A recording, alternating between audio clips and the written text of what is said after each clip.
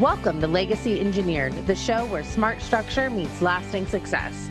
Join Scott Arden, Chairman and CEO of Controllers Ltd, as he sits down with business leaders, top entrepreneurs, and experts to uncover the strategies, stories, and structures that build lasting legacies. And now, here's your host, Scott Arden. Welcome back to Legacy Engineered. I'm your host, Scott Arden. Today, we're sitting down with Josh Dunlap, a business account representative with U.S. Bank. Josh works directly with business owners every day, helping them navigate banking, cash flow, credit, and growth. He has a front row to what separates businesses that are truly set up for success from those that struggle to scale or access capital. In this episode, we're talking about what banks really look for, common financial missteps business owners make, and how to build a banking relationship that actually supports long-term growth. Whether you're just getting started or you're thinking about the next phase of expansion, this is a conversation you won't want to miss. Josh, thanks for joining us today. Absolutely, Scott. Thanks for having me. I appreciate it. Absolutely. Absolutely. Well, I appreciate you coming on. I know you work with a lot of our clients. That's one of the big things we do at Controllers. We teach people how to, protect assets, usually utilizing corporations, LLCs, and trusts, reduce taxes, create generational wealth. And so that's kind of that conversation. So with all of that being said, you being on the front lines there, what are some of the most common financial mistakes you see business owners make? The biggest thing, especially if a brand new business owner, your entrepreneur, they're spending too much on simple tasks and things that they could get for free. They're paying a lot of costs for a business consultant that maybe they can get some free advice from, a bank or a state agency. Cutting the cost, I think, is the really biggest part of, what's important when you're starting off. Too many people are spending money on everything left and right, and then all of a sudden their cash flow gets way too out of whack, and they don't have the money or cash available to pay for their inventory, pay their employees. So I think that's one of the biggest issues I see with people making is finding where you can find free advice, free services, and capitalize on those while you can. It might be a little less convenient to start off with. You're going to have to do a little bit more work, but You're an entrepreneur. You're in the thick of it. You are the risk taker. So, don't be afraid of that. Everyone's done it, but, cut those costs as much as you can. I think that's the number one step I've seen. There's many others, but I'll keep it there for now. Yeah, absolutely. I mean, we see that quite a bit. You chase the next shiny object, it's promised to help growth. It's promised to scale, and we're going to throw a bunch of money at it. And then all of a sudden it doesn't work. And yeah, we see that quite a bit, actually. So I'm glad you say that. I'll just add on to it. It's the cost. Especially when it comes into banking. Banking's turning into a new generation. Everything is digital these days. Right. Don't spend an hour of your time, which is valuable as a business owner, going into a bank to send a wire or to open an account. How can you do it digitally? How can you have a bank representative help you with that process so you can save your time on your own dollar? Because your time is valuable as a business owner. Absolutely. I have stepped into the bank a few times recently just to, handle some larger transactions that weren't allowed to go through the app deposits, if you will. Sure. But typically, I don't really step a whole lot of, but step into the bank that often. Mm-hmm. Utilize a lot of the online capabilities. So perfect. So how early should business owners be thinking about banking strategy and not just opening the account? It's going to be from day one. The second that you file that corporation or that LLC or that sole prop with your state, whenever you get things moving, you need to start thinking about your banking relationship. Cash flow is the number one key with businesses. If you don't have your cash flow set, you're probably going to fail, regardless of how wonderful of an idea you have. If you're an entrepreneur, if you don't have your cash flow moving, it's not going to work out well. So that's where, from day one, you need to learn about the products and services that your bank has, and can they work with you from that startup phase into your growth period until you're getting ready to exit? Are they going to be able to work with you from being a $500,000 business to a $5 million business? Is that institution going to scale with you? So you need to think about your research and who you're going to be working with, the individual and the institution. Are they going to be there with the product and services for you? What do those costs look like? How convenient is it? Are you having to spend the time in the branch all the time, or can you do it all digitally? Right. And then with the banking relationship, the banking manager, they're the ones that are helping your business grow from point A to point Z. Within, say, US Bank, we have multiple tiers depending on your revenue size. So, I typically work with the smaller businesses, the entrepreneur, who's once they get into that large corporate business, they're working with another, expert, another professional, where we have more tools, more resources, more, services to offer them. So, we can't all know everything. So we do have those segmentations. But that type of relationship is really important from the very beginning all the way to where you're going through, because you want to make sure you have somebody you can rely on and count on. Because especially if you're accepting debit cards, credit cards through merchant, if that doesn't work, you're not making any money. You need to be able to call or text somebody right away. Absolutely, absolutely. Well, then, yeah, I mean, so based upon that, and like I said, the various different, or like you said, the various different tiers, what does a bank actually look for when deciding whether a business is well structured or maybe needs to, go back to the drawing board, if you will? Sure. A lot of that's going to be looking at large lending capabilities. We're going to look at how well thought out your business plan is. If it's a simple credit card or a simple loan application, we're not going to be doing a full documentation review. Different lenders are going to be doing different things, but we need to look at your business plan. What are your plans for this year? What was your growth last year? What were your losses? We're looking at your gross revenue versus your net, your COGS, your payroll, all of your profit and loss, your accounts receivable. So all of this we're taking into account depending on what type of moves you want to make. Right, right. Well, and that's kind of where, over the last year or so, we've been kind of restructuring and adding various new services to what we can help our clients do. And one of those happens to be a business plan. And, so again, you bring it up, business plan, have that in place, basically, as Stephen Covey said, the well-known author of the book, 7 Habits of Highly Effective People, says, begin with the end in mind, right? Have a clear vision of where how we're going to get there. And that essentially is that business plan that then you can give to the bank to say, hey, they know what they're doing. This is a lendable or fundable option that we should look at considering. Well, more and more these days, as we're moving more towards these digital aspects and AI, more and more things are becoming just numbers driven. It's based on your credit, it's based on the business. What does your cash flow look like? So more and more of that is just those decisions are being made solely on those numbers. There's still institutions, there's still places where the relationship does take into account.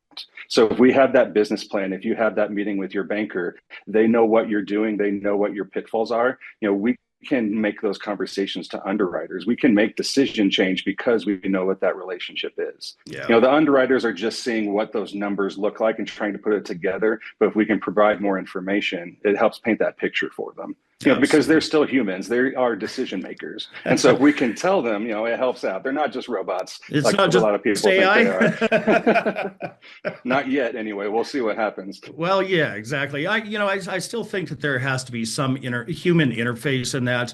AI is definitely great, but at the same time, is it able to really evaluate risk like that? And not having a personal relationship with the client like you do, right up front. Who they are. What's running through their accounts. You've seen their business plan. That puts you in an easier position to go back and say, hey, you really should look into this, right? Absolutely. Yeah, perfect. Okay. Well, so what is one thing business owners could do today to improve their banking relationship in 2026? Go to your bank, and if you don't already have a dedicated business banker, find one. If your bank doesn't have that one, maybe find a bank that does. Right. And changing operating accounts, changing banking relationships can be difficult. It's even more difficult the larger and more operations that the business has. If you are in that smaller space and you feel like you need to make a change, do it. Yeah, rip the Band-Aid. It's going to be a little difficult, but if you have a good relationship manager with you, they're going to help walk you through that process. Right. They're just invested into it as you are. It's the relationship that they're bringing on. If they're a true relationship owner, not just a salesperson, that's what their goal is going to be. They're not just there to get the sale from you. So that's what you need to find. It's going to be shopping around. But once again, the institution needs to catch up along as well. It's a 50-50 relationship, the person and where you're getting the products from. Right. Right, right. Now, we tell our clients that typically you want to start, if the bank offers you lines of credit right out of the gate, definitely take them because, each company has the ability to build credit just like you and I Mhm. did, right? And so when should a business start preparing for lines of credit, even if they don't need capital yet? Sure. I mean, having capital, regardless of whether you need it or not, is a good thing. When you do have the access to get capital, get as much as you can, because when it comes to the point where you need it and you're suffering a little bit, it's going to be harder to obtain. So, getting credit, like a line of credit, credit cards, anything like that, where it's revolving, get as open whenever you feel like is the best financial time for you. A lot of banks are going to be looking at that net income. If you had a lot of depreciation, a lot of write-offs that year and your net's close to zero, you might not be able to get that full line. So some of it's Right, going to be have to conversation with your CPA, your bookkeeper, whoever's doing that taxes for you. You know, it's going to be, 6 months to a year before you may need it. There's those conversations need to be had. Um, when you're using those capital, just like you said, just like you and I, get it started as soon as you can. Most people start credit when they turn 18. That's what you can do within the United States. Same thing for your business. Once you file, some places you can get a credit card day one. A lot of conventional business lending, you have to wait for 2 years in business. That's where the SBA can come into play for getting additional things. right, But once that cash flow is good, go for it, get it. If your personal credit is good, when you're first starting off, your personal credit is going to be contingent on a lot of that because the business doesn't have any credit. right, So the right. banks are pulling That, on your own. You're going to be that personal guarantee. You're going to take that credit ding on it, but it's all falling on that business EIN, helping that business grow. So if you want to buy a commercial building, in 5 to 10 years, when you're scaling up, if you've only had a credit card for the life of your business, a lot of lenders are going to say, no, probably not. right. There's a risk to them. So just think of your personal side, build it up with student loans, with, a car loan, then you can get that house. Same thing for your business. It's just another way around. Yep, absolutely, absolutely. I had something that I was going to say there, but I was listening to what you were saying. Um, oh man, yeah, I can't even think of it all. If I remember it, I'll come back to Sure. it. It was right along the lines of what you were just talking about there, and uh, yeah, I just don't even recall. Man, that's all right. That's all right. Oh, actually, here it is. Sure. That's the PG aspect of it. So you talked about a personal guarantee, and I know that some banks, like if you go get lines of credit with American Express or even U.S. Bank, what have you, yes, you do have to put a PG on there because the company doesn't have that credit history. However, if you're making those anticipated payments over a period of time, is it true to say that you could then ask, once the company shows the ability to manage and sustain debt, that you could approach the bank and say, I'd like my PG taken off and the business to stand alone? Is that a true statement? It's a possibility. That's really going to depend on the lender. Okay. There's no standardization within that, within the businesses, within the banks. So yes, you can remove that personal guarantee, but you're going to have to show a couple of years of taxes and financials, to show that Right. the business really can stand on its own. So there is a possibility within U.S. Bank. Once we get above a certain revenue within the business, then we have possibilities of removing personal guarantee. But honestly, that's not until we're getting into the multi tens of millions. So, Right. most smaller businesses, you're probably always going to have a personal guarantee. If you're finding a place that doesn't, just look hard at those small, the line items. Look at the disclosures and make sure you're not getting yourself into a hole. Because it's just a risk. The business, if the business fails, it has to fall on somebody, and it's usually the Right. person that starts the business. There's a Yeah. lot of ways you can. Something that you focus on is diversifying the beneficial owners of the business, having management companies, having holding companies. A lot of that can help with it, but ultimately banks are still digging through all of those until they find who that one owner is. That makes sense. That makes a lot of sense. So, I mean, that then ties kind of back into how does personal versus business credit really factor into approvals? I mean, obviously, if you've got a great FICO score, the company has a great, not FICO, but Paydex score. Do you guys look at their DNB ratings and the Paydex scores, or is that not is that more the underwriter? No, we're looking at both. Absolutely. I'm on D&B, Dun and Bradstreet, almost on a daily basis. A lot of times it's just for prospecting, getting knowledge and information. But yes, we are looking at those types of scores as well. So if we're, and that's once again going to depend on the lender and the product that you're looking at. Most things you're going to be doing on just the business itself, or I'm sorry, on the personal side itself, you're always going to have that personal guarantee, that personal ding. Some products, it might just be falling strictly on the business. Within US Bank, I have some things that can fit within that. But it's really going to depend on the lender that you're going to, the revenue space that you're looking at, the product that you're looking at. So yeah, there are some options to just have it fall on the business. You still might have the guarantee, but maybe it's not affecting your credit in any regard. Right, right. So with that, I mean, a lot of our clients, our clients are not just based, out of Nevada. Yes, they do have Nevada presence and, businesses and things like that, but they also are in a lot of different states. So how do banks view businesses that operate across multiple entities or states for that matter? Sure.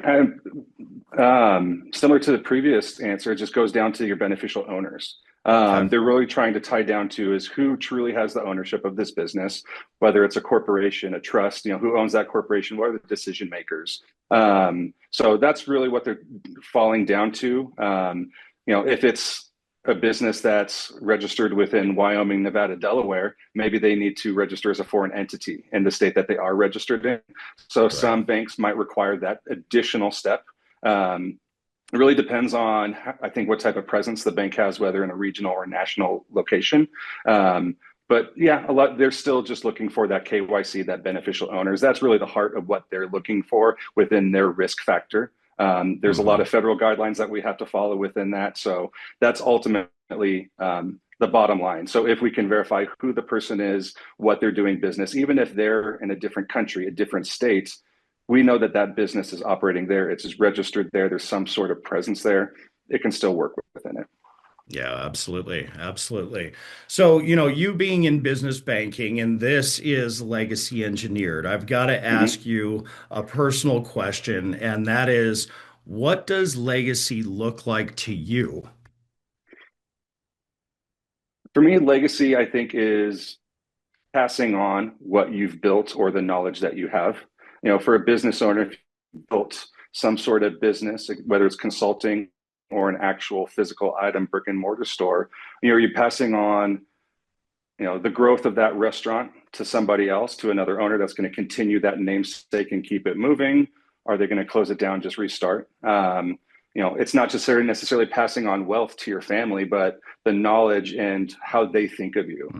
So I think, what people remember you by is the biggest part of the legacy, not what you want to be remembered by, but the perception that others bring into it. Yeah, absolutely. I mean, we're big proponents of financial literacy. A lot of I don't know about your parents, but my parents, we didn't talk a whole lot about money, and we're doing fine. You're going to get some stuff when we pass. It's like, well, I don't really care about that.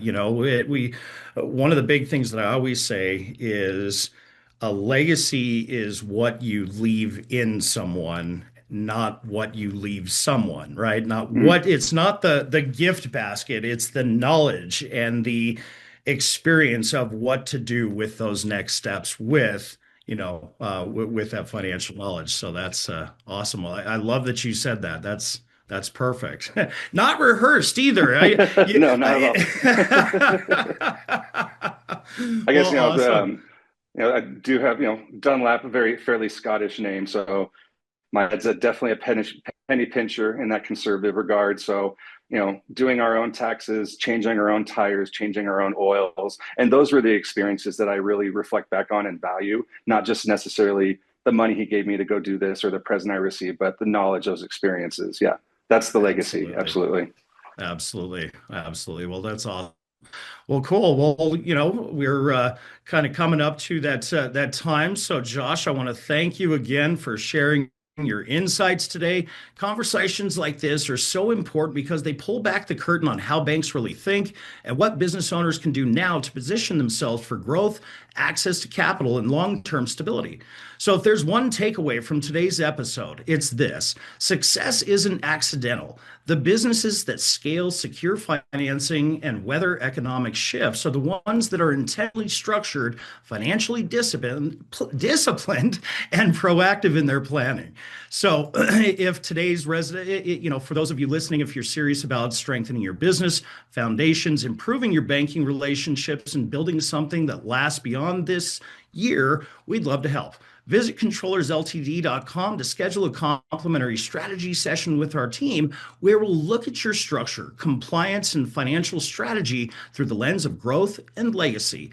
Thank you for tuning in to Legacy Engineer, where strategy meets structure to build lasting wealth. Until next time, keep building with intention.